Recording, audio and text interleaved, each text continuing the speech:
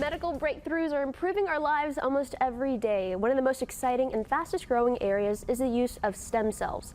But what are they? Where do we get them? And how do they work? So many questions. Well, Dr. Bill Johnson of Innovation Stem Cell Center is here with those answers. Good morning. Good morning. All right, this is an interesting subject. Bill, let's start with one of the most frequent questions.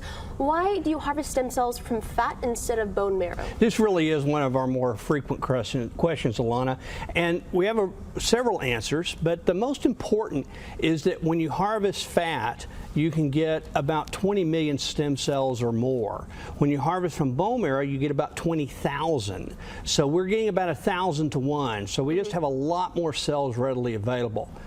Harvesting from fat hurts a little bit less, is a little bit easier, but the main reason is just we get so many more cells. And that makes sense. That does make sense. So why should patients look for stem cell centers that have investigational review boards or IRB oversight? You know, this is something that's not talked about a lot and really is important, because you can think of the IRBs, we've all come under them voluntarily, and they provide rules like traffic laws do for us when we're driving. They're rules to keep us safe, and if we aren't following rules, safety can go to the side. So those of us that are working under an IRB have all chosen to get under the rules and follow them. And one of the big complaints nationally about stem cell treatments has been there aren't any rules. Everybody's out there doing their own thing. So we have chosen at Innovations to come under IRB control. State of Texas has recognized this because they've given special protection to organizations that follow IRB rules. Okay, well that also makes you, the patient who's coming to see you feel a little more secure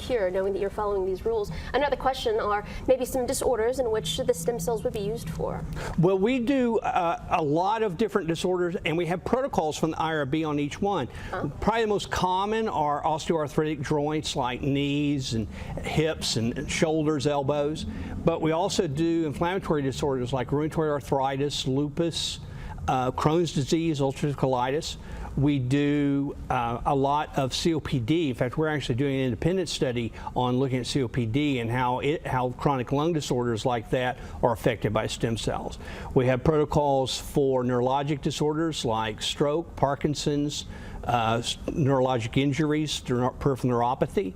We have protocols for heart disorders like heart failure, some skin disorders, and neurologic disorders like